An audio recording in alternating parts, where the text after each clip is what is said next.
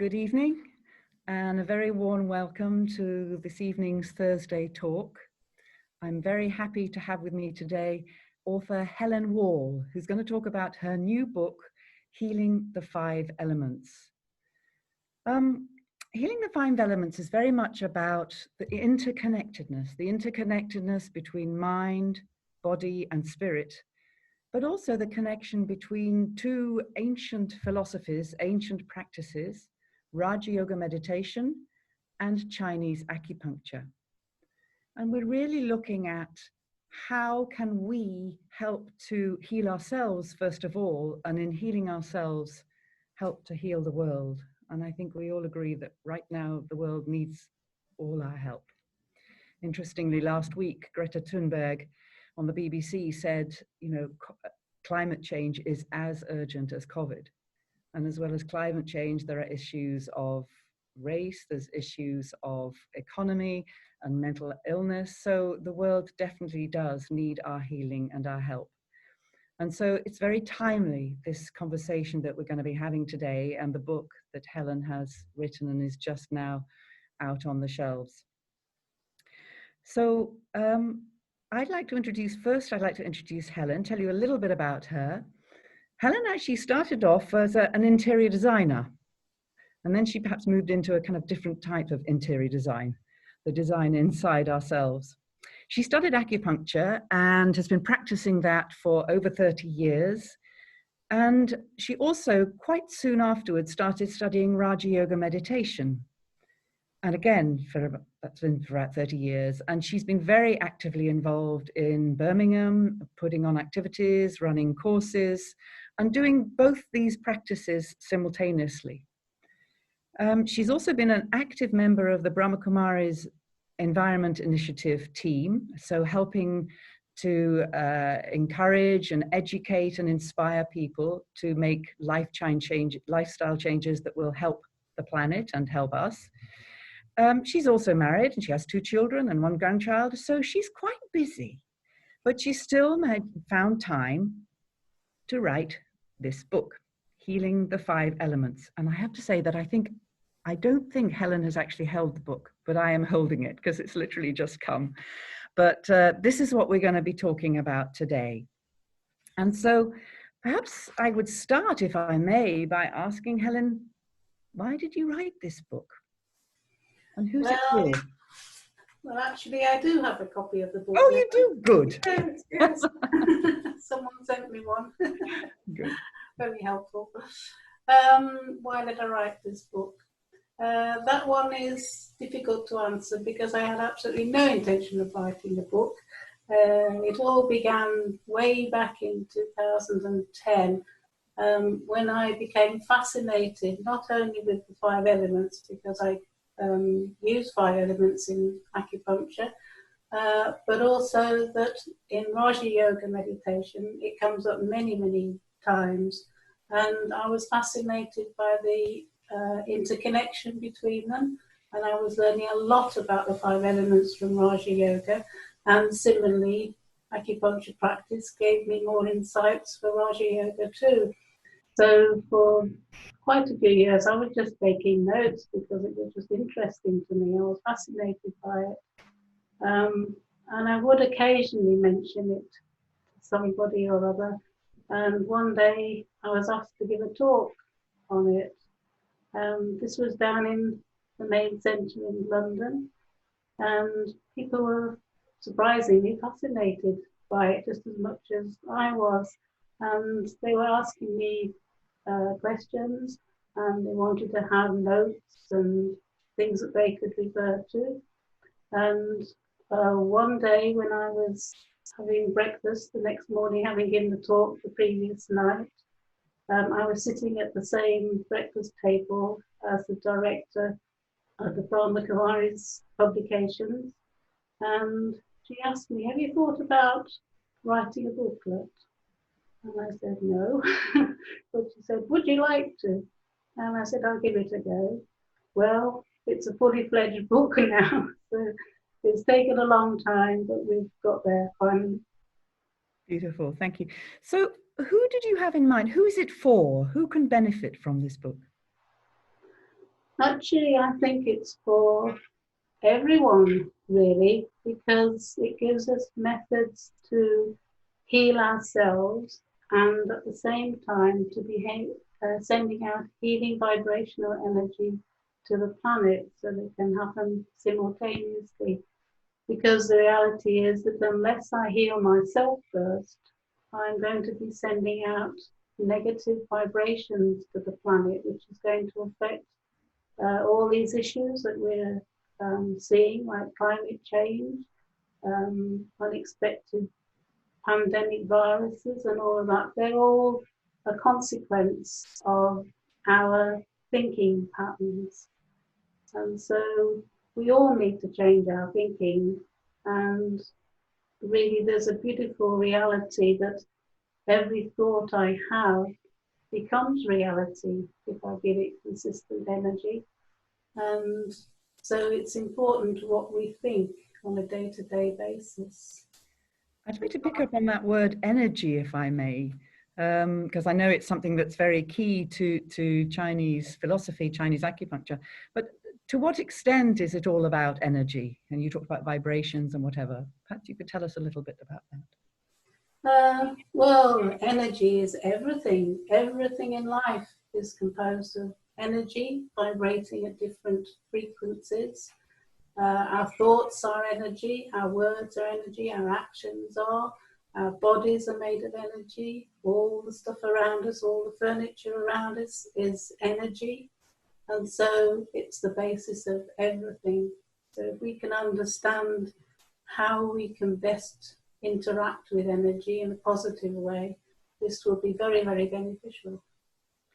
So that then leads me to ask a kind of practical question. How do you envisage, excuse me, how do you envisage people using the book?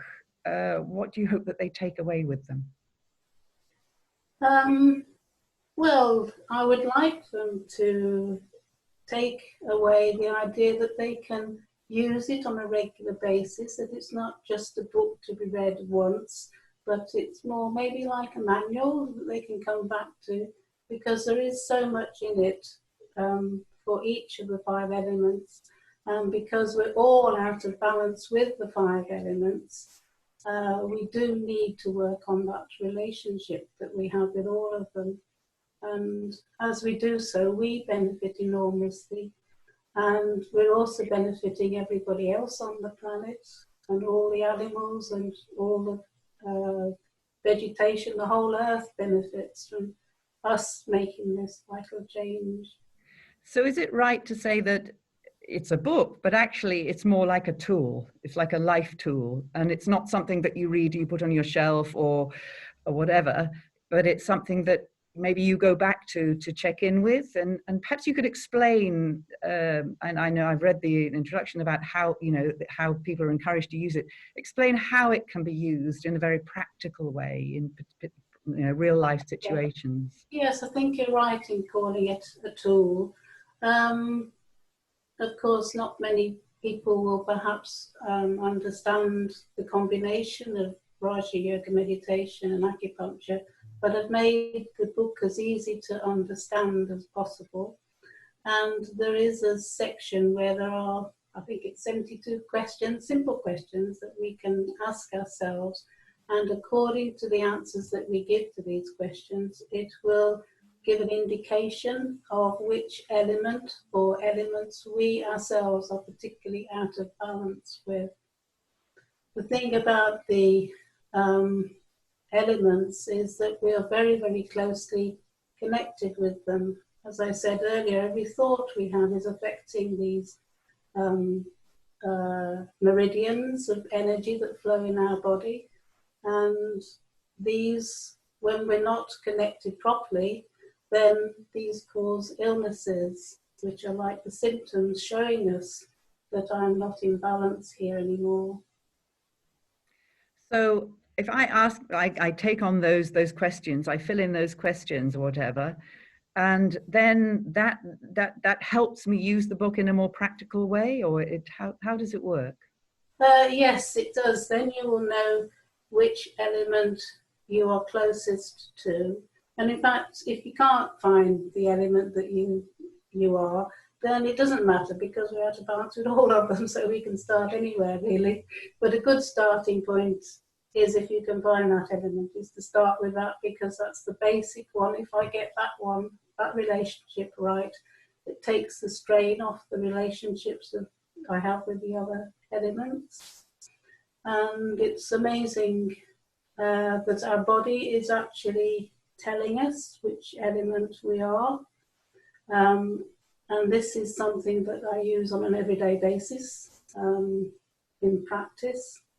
And it's also helpful for everyone, anytime really, to be able to understand the other person that I'm speaking to and be able to talk on the same terms that they are talking on. Later on, when we have an illustration, I'll show some of the things that will actually show up, which will say which element someone is. And many times when I see a patient come or whatever, I've already diagnosed them as soon as they walk through the door, because sometimes it's just so obvious, and other times it's more subtle.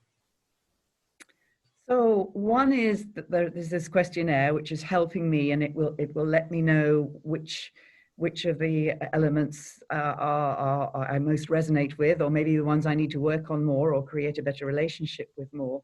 But then I know myself, one thing is to know theory and the other is to put it into practice. Are there ways that we can help ourselves? You know, I may know that, you know, I'm wood or I'm water or whatever it is, but how do I then bring that into my life? How do I help myself make that part of me, rather than just it's another label to add to the many labels I've got? Well, most of the book is talking about each individual element and how I relate to that.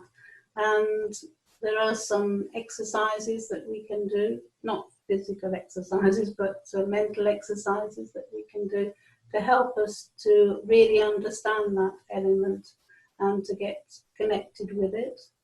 There are also, for each element, there are particular pure original qualities of the soul connected with them. And as I move away from my true nature of being a spiritual being, not a physical being, I actually turn those lovely qualities into their opposites.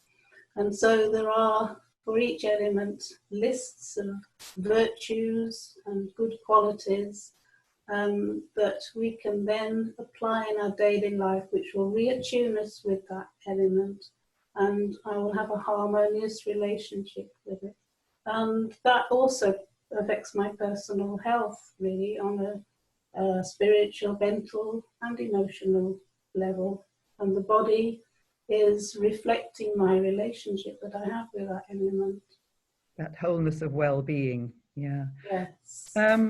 Now, am I right in saying that, you know, the beautiful list of virtues, is that's something that very much comes out of Raja Yoga meditation, right? Is that's Raja Yoga emphasizes the virtues? Is that correct? Yes, I would say so. Yes, this is the beauty of bringing the two together. That the Chinese side of it, it does pay reference to qualities and energies in that way, but with Raja Yoga, it goes much, much deeper.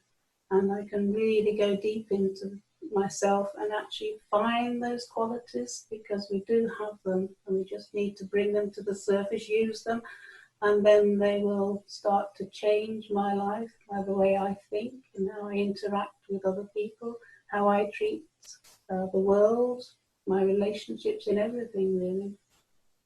Lovely. Before, because obviously it's very interesting, and I'm sure everyone's waiting to hear about, you know, for you to go more into the detail of the key elements of Chinese philosophy and Raja Yoga and how you've put them together. But I'd just like to ask, because I personally am very interested, I'd like, you know, is there an example of the way in which these two bodies of wisdom have helped you practically, maybe in a very everyday situation, but have helped you practically in your own life? Mm. You said earlier on that you were going to ask me this question, and I couldn't think of an answer. But actually, it's very obvious for me. The answer is really, it helps me every day, not only in interactions with all sorts of people, but also with clients who come for treatment, because I can tell by diagnosis which element they are and what their weakness is. But at the same time, I will also know what their speciality is, their wonderful quality that maybe they're not too connected with now, because what happens is that as we change, we're like a battery whose power begins to get lower and lower, and I'm not able to be what we might say the embodiment of that beautiful quality anymore, and I've become tired and weakened, and so I'm not actually expressing it, although it's my speciality. And so I can guide them then in the direction of what that speciality is, and maybe encourage them to perhaps understand themselves from a spiritual point of view, so that they can begin to get in touch with their own inner beauty. And usually this can be more transforming very often than having a treatment like acupuncture, because it lifts the spirit up and they're getting in touch with their real self. And that's where sometimes, you know, just the practice of meditation, so not just knowing this thing, but actually going into the experience of the feeling of that particular virtue, that particular strength, can help to make it firmer inside myself. Is that? Yes, that's exactly right. And if we can get in touch with that quality, then it does enhance our lives. We feel richer inside for it. And it's like a treasure that I have, which I can share then with others. And as I am sharing it, it begins to grow more. And I begin to develop a close connection with that quality. And it does then become my speciality once again. Lovely. But we mustn't forget the other elements as well. I got that one particular number one speciality, but I can become special in all the qualities of all the other elements. So and are there different stages of life when you may be changing, or is it a constant linear journey? I think a constant journey, really, on a day-to-day basis. We're doing many different things, but we can still be using those qualities in everything that we do. So it enhances my interrelationship with other people. I find that I pay more attention to what I'm doing and try to do it accurately and carefully. Many ways these qualities empower us. Lovely. Okay, so I mean, that's what's so interesting about the book, is that it's a mixture of, you know, there's wisdom, there's information, there are questions, but there are also meditations and workshops, so that, you know, it's not just the fact, it's okay, how do I understand this more, and how do I bring this more into my life? So that's what I really like. But now I'd like us to move on, and I'd like to invite you to, you know, tell us a little bit more about these two ancient traditions and how they connect and how perhaps they're different. Okay. I think it might be good at this stage just to share meditation, you can call it, from one of the ancient texts in Chinese medicine, from the I Ching, which has a beautiful translation of being the Yellow Emperor's classic of internal medicine. So the Yellow Emperor is actually I. Each one of us is the Yellow Emperor. And internal medicine is the workings of my own energy field for my whole life. And this is a conversation between the Yellow Emperor and his main advisor, who is full of wisdom and tells him these wonderful answers. So if I could just share that as an introduction.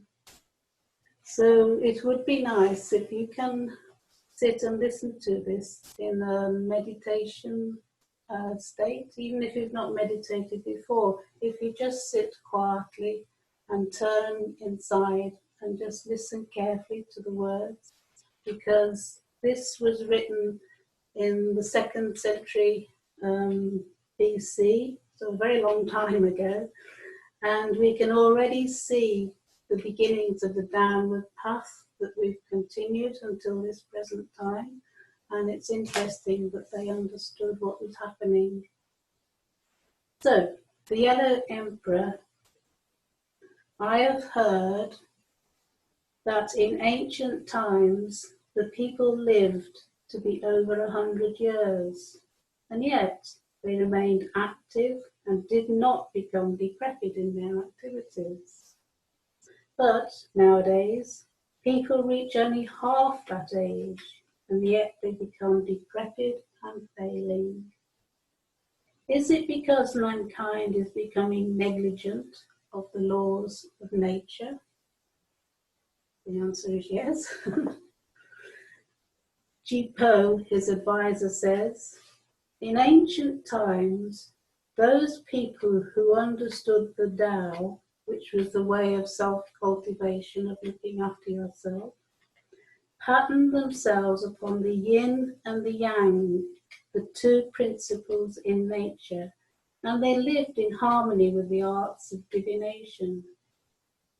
There was temperance in eating and drinking. Their hours of rising and retiring were regular.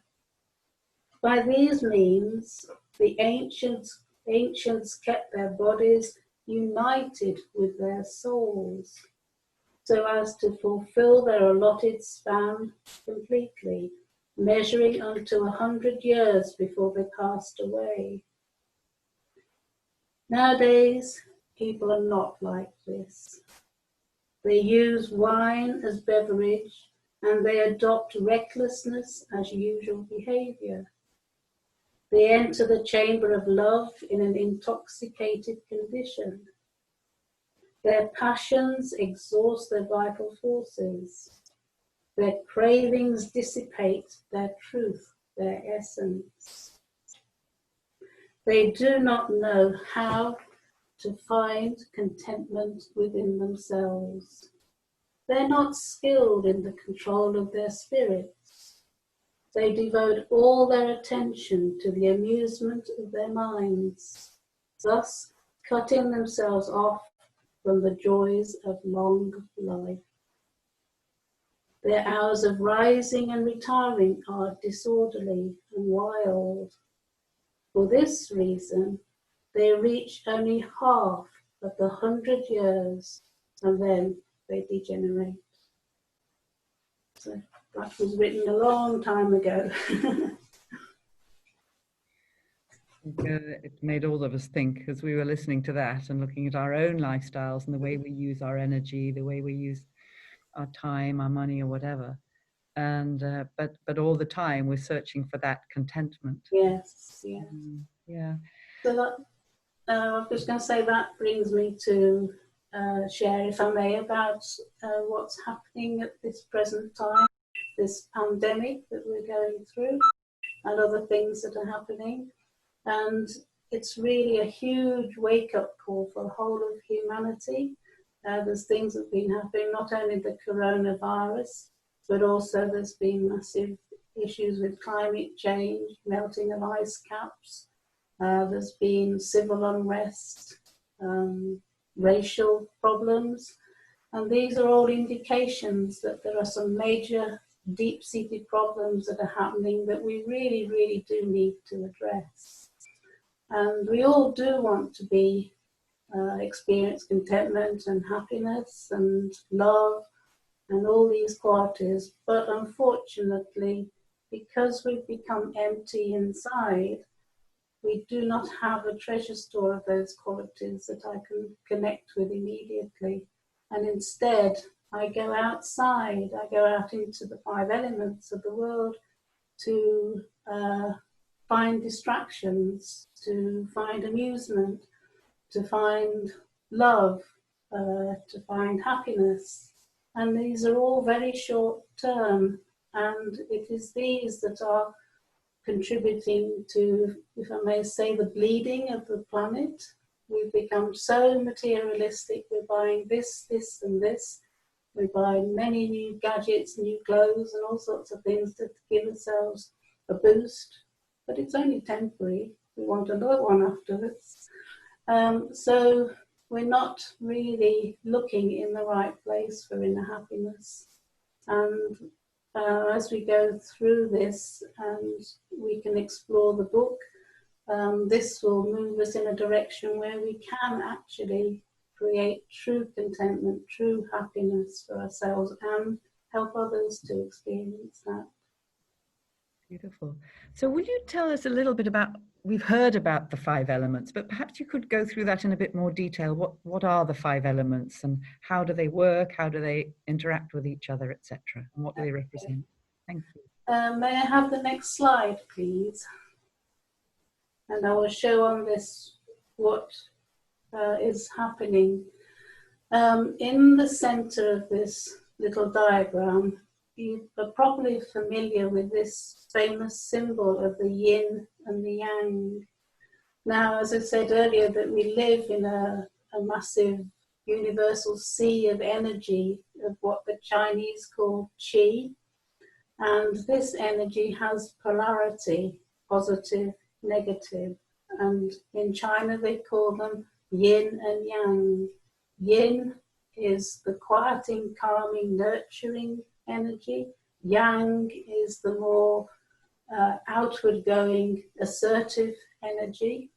It's the positive polarity. Yin is the negative. And because there is this polarity, this means that in the world there is always going to be change as these polarities shift from one to another. And in this symbol it shows that each one has the seed of the opposite one, which allows for movement to take place between these polarities. And a very simple example that we all know of, which I'm showing in this diagram, is actually the seasons of the year. We know that the energy is different in the seasons, and so we also are changing with those energies.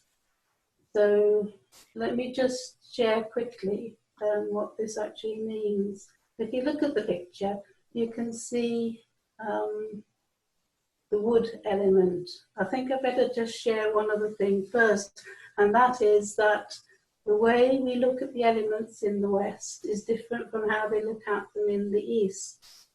In the West, they look at them as being like building blocks of life, but in the East, they have a much deeper understanding of that, which broadens it out completely. So some of the names have changed. We would have ether, fire, earth, air, water, but they change the names of some of them, that ether is actually wood, which I'll explain why, and air becomes metal. And in their understanding of the seasons, the wood element is the springtime. And the nature of spring, as we know, is there's birth, there's fresh growth, and there's that lovely vitality of energy in spring that we've all been enjoying. And these have many additional qualities as well. The next season, of course, is summer. And summer is fire. And fire rises upwards, so you get heat. But it's also the warmth that we give to each other in relationships. So it's connected with love. And then next we come to an element which is the earth. In the East, they actually work with 5 seasons, not 4. And this is the 5th season, earth, which lies between summer and autumn. And it's put there because it's this beautiful point of balance between the vitality and energy in spring and summer of growth and things changing and blossoming. And then you get a point of balance before the energies change from yang and then in autumn become yin. And it's the period when we get the fruits and the harvests. And then we come to the autumn season, the metal element. And it's called metal because Metal comes in many different qualities and types, but as in the illustration, metal is also like diamonds, it's crystals, it's jewels, it's gold, it's silver, it's all of these. And it is relating to deep within ourselves. We have very rich qualities of lovely energies, of virtues, and so on. But what happens in autumn is that in nature, nature holds on to the most valuable part of the plant, which is the fruit, and particularly the seeds of the fruit.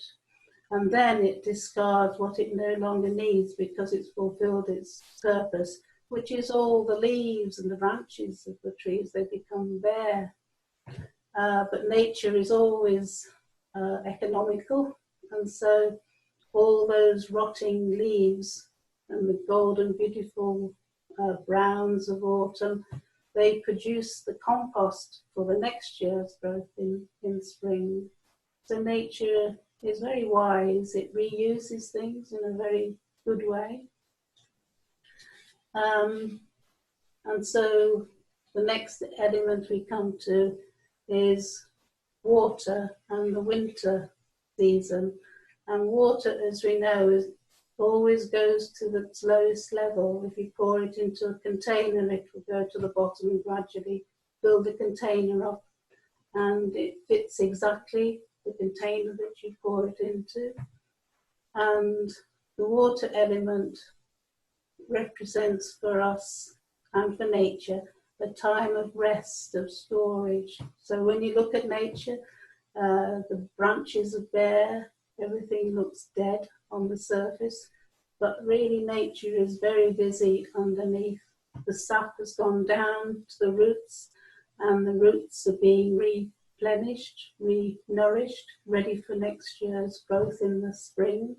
Sort of hibernation time. A hibernation time, and this is a very important time which we largely ignore. We spend our lives rushing around doing this, this and this, and trying to fit in as much as possible into our life and get totally exhausted.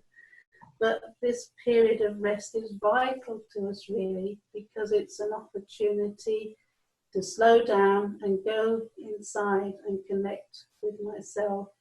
Because really I'm not really clear on who I am and what are my qualities. And in this inner storehouse within us, there is a treasury of many beautiful qualities, as I mentioned, but we not only have those, but we harbour a lot of negative traits, and that's like robbing our treasury of its beauty and power.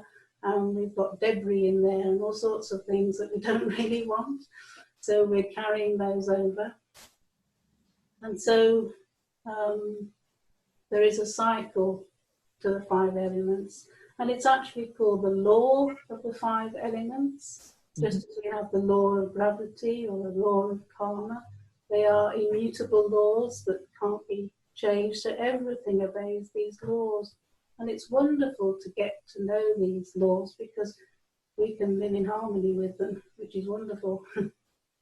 I'm interested in this concept. I mean, the cycle of the concept of the cycle, and also this idea of the interconnectedness, because that's something that seems to be very important both for Chinese philosophy and for Raja Yoga meditation. Do you want to say a little bit more about the whole idea of the cycle? Yes, I can do, really. Maybe can we have the next slide, please? This slide is the basic same picture, but you'll see in the center there's a pentagram which connects all the 5 elements together, and it also offers stability. And then you've got the ring going round the elements, which represents the creative force of nature. It's always creating, but you've got this underlying stability there. And I've chosen in this book to focus on this inner stability. Because unless we have that stability within ourselves, we can't stretch ourselves out and be able to come back to our center again.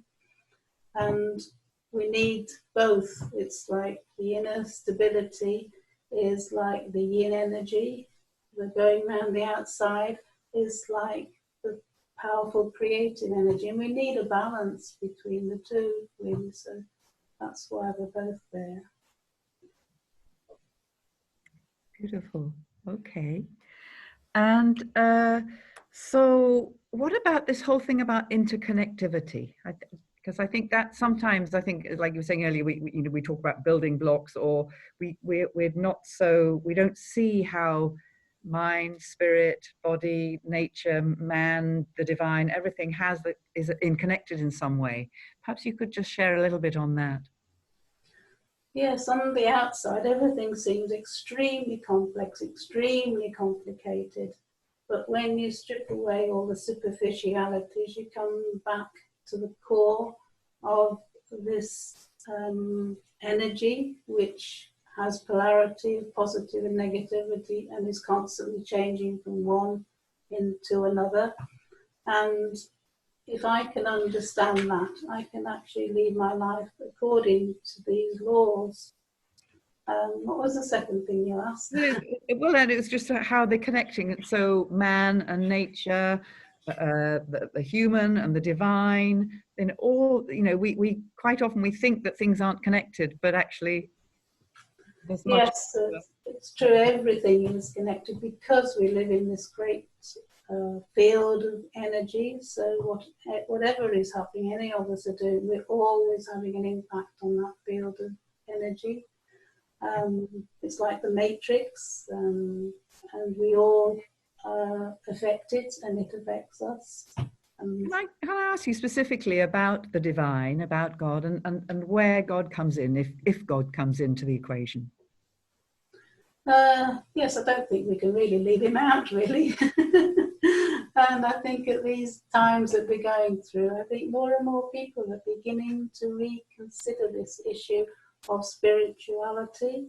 Many people have rejected that side of themselves and tend to live in the material world, and we all get caught up in doing our different jobs, having families and doing exercises and going on holiday and all of that. And these are a wonderful distraction for us because they take us away from actually going inside and looking at myself. And when I do that and spend some time in meditation, I begin to realize that I'm not this physical body. I am a beautiful soul, which regardless of my skin color or how beautiful, how ugly I am, inside each one of us is a very, very beautiful soul. And this is what we need to focus on when we look at people. Don't look at their faults or their weaknesses, because we've all got those.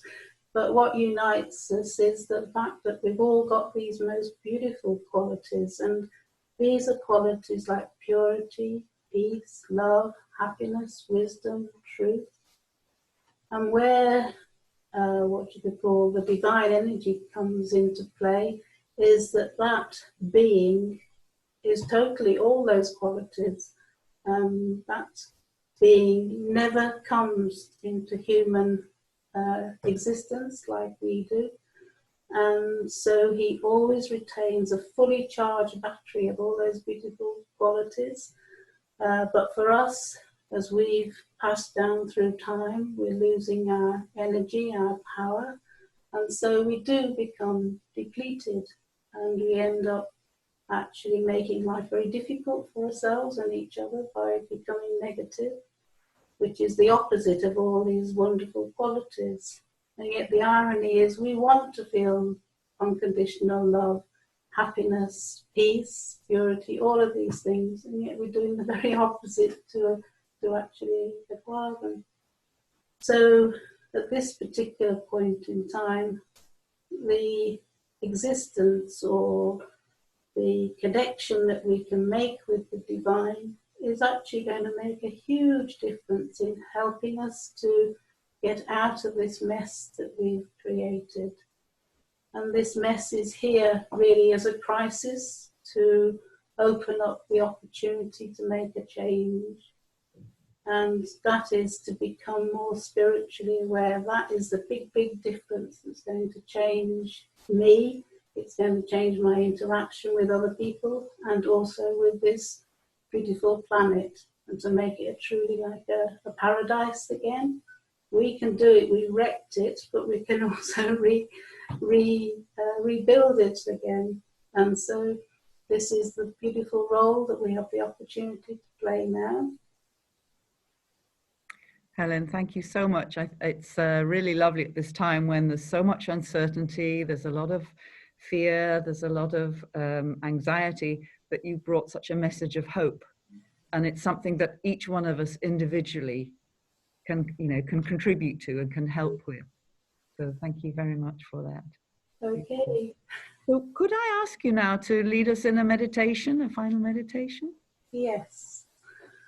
Okay, so let's have a short meditation, and I will lead us into a connection with that divine being. First of all, just sit quietly, sit peacefully and relaxed in your seat.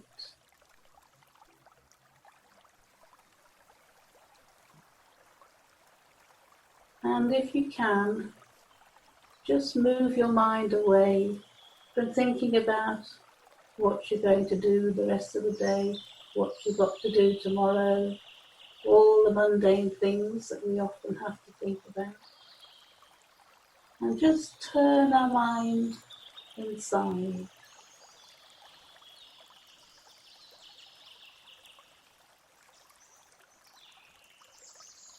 And as we turn our mind inside, I begin to find very slowly that my thoughts begin to slow down.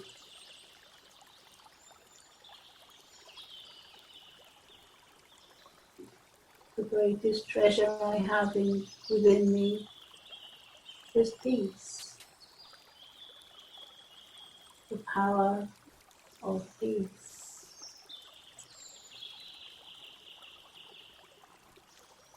And as I become more still and quiet, I go deeper into the experience of stillness and peace.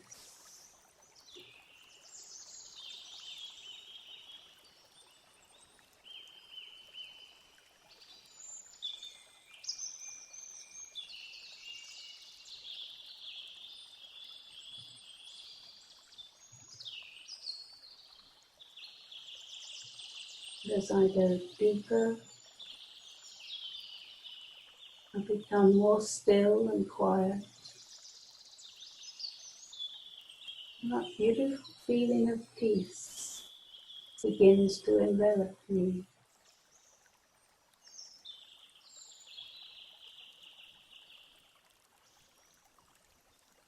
I let go of any distracting thoughts, and I keep returning to this thought of I am a peaceful soul.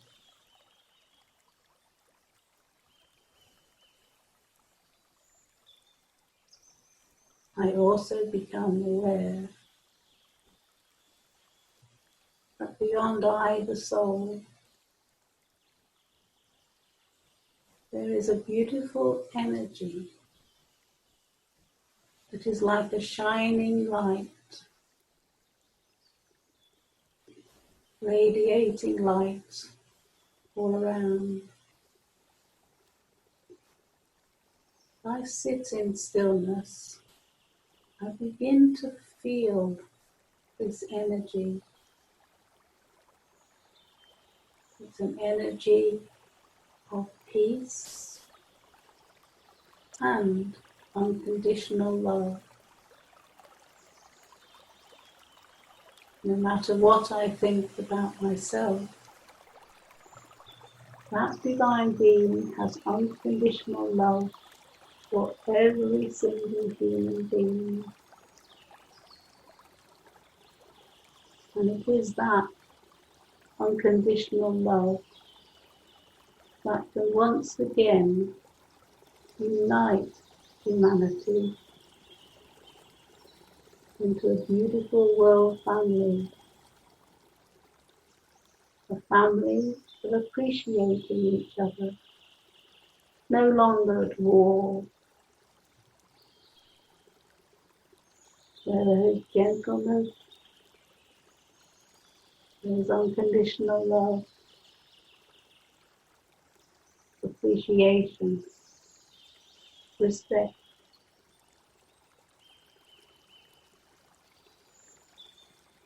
The more I can draw power from this being, the more I am able to help transform our human family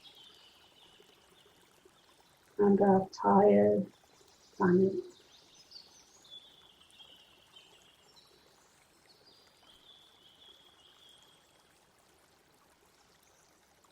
May you begin to experience peace, spiritual peace,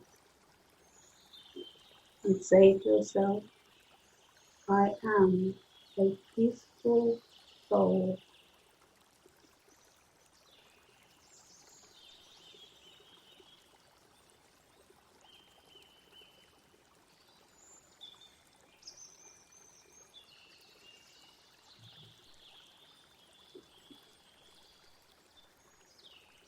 Thank you, Helen, very, very much for a really very beautiful experience that you took us into.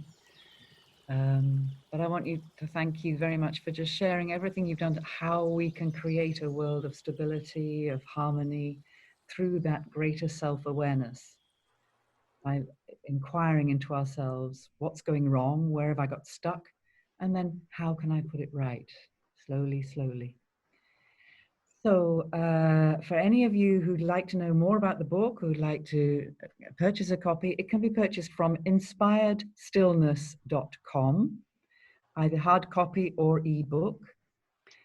And if anyone would like to know a bit more about Raja Yoga courses, we have them online at globalcooperationhouse.org. That's if you're in the London area, or if you're anywhere around the UK and you'd like to do it more local, if you look on the Brahma Kumari's UK website. There's one event coming up that I think you might be very interested in. It's organized by the Brahma Kumari's Environment Initiative, and it's dedicated to London Climate Action Week. And the title is Strength and Resilience for Turbulent Times, so very much on topic, connecting to our inner resources. It's going to be on the 2nd of July, Thursday the 2nd of July, 7 till 8 o'clock.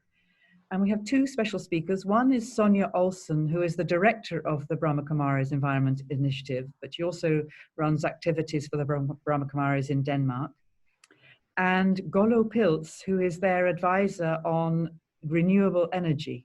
So the Brahma Kumaris advisor on renewable energy. So two people who I think will have a very interesting perspective, knowing where we are in the world, but maybe how we can help ourselves get out of it.